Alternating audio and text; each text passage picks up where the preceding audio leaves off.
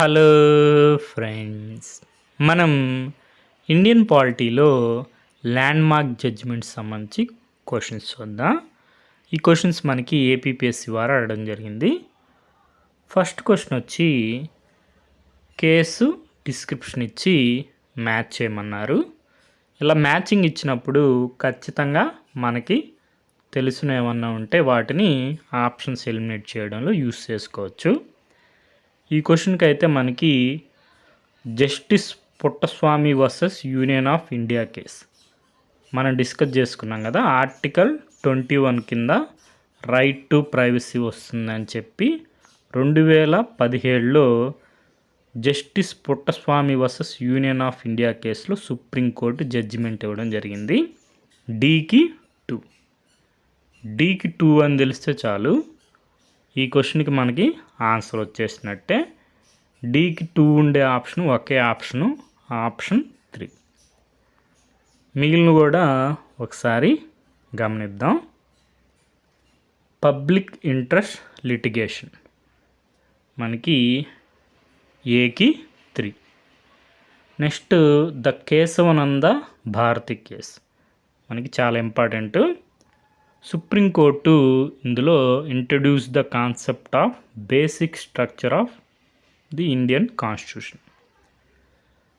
Visakha guidelines వచ్చి lay down a set of procedural guidelines for use in India in cases of sexual harassment. Next మనం ఈ question discuss చేస్తాం. Justice Puttaswamy versus union of India case 2017లో మనకి judgment ఇవ్వడం జరిగింది supreme court. ఏవని మనకి రైట్ టు ప్రైవసీ అనేది ఫండమెంటల్ రైట్ అని చెప్పి ఆర్టికల్ 21 కింద వస్తుందని చెప్పి. మనకి ఈ క్వశ్చన్ వచ్చి నాట్ కరెక్ట్ అడిగారు. నాట్ కరెక్ట్లో మనకి 3 ఓన్లీ నాట్ కరెక్ట్, కాబట్టి option C answer. The Constitution of does not explicitly mention privacy as fundamental right. తర్వాత మనకి supreme court of India in Puttaswamy judgment of 2017 recognize privacy as a fundamental right. మనకి ఈ 2 statements కూడా correct, కాబట్టి మనకి ఆన్సర్లో ఉండకూడదు, ఎందుకంటే నాట్ కరెక్ట్ అడిగారు కాబట్టి. మనకి not correct statement third statement, issues of privacy can override the concerns related to national security అన్నారు. ఆ విధంగా ఏం లేదు, అబ్సల్యూట్ రైట్ కాదు, రైట్ టు ప్రైవసీ అనేది ఎక్సెప్షన్స్ ఉన్నాయి. నెక్స్ట్ మనం ఆ క్వశ్చన్లో మనకి justice Puttaswamy versus union of India case right to privacy గోప్యత హక్కు మనకి ఆర్టికల్ 21 అధికరణం 21 కిందకి వస్తుందని తెలిస్తే చాలు, మనకి ఈ క్వశ్చన్ ఆన్సర్ చేసేయచ్చు.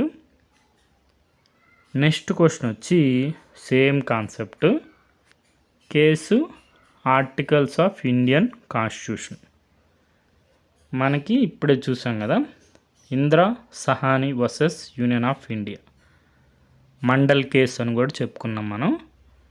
దీంట్లో article 16 the children of the following different categories of people belong to creamy layer among OBCs and thus will not get the quota benefit.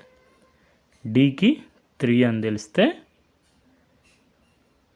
Okay option 2 answer. మిగిలిన కూడా ఒకసారి చూద్దాం. Maneka Gandhi versus union of India article 21లో మనకి the right to go abroad is part of personal liberty. Saira Bano versus union of India మనకి triple talaq article 14 triple talaq was found to be violative of the fundamental rights guaranteed under constitution. Indian young lawyers association versus state of Kerala మనకి Sabarimala case ఇప్పుడు కూడా న్యూస్లో ఉంది. మనకి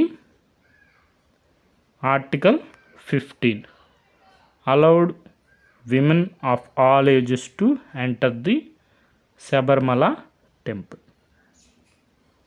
ఈ విధంగా ఒకసారి ల్యాండ్ మార్క్ జడ్జిమెంట్స్ అండి ఒకసారి చూసుకోండి. మనం ఈ క్వశ్చన్ డిస్కస్ చేసుకున్నాం. దీంట్లో ఇందిరా సహాని కేస్ చెప్పుకున్నాం కదా, మండల్ కేస్ అని కూడా అంటారు. సీక్ 2. Next Golaknath case, Minerva mills case, Shreyas Singhal case. Shreyas Singhal case మనకి examining the validity of section 66A of the Information Technology Act 2000 on the grounds of violating freedom of speech.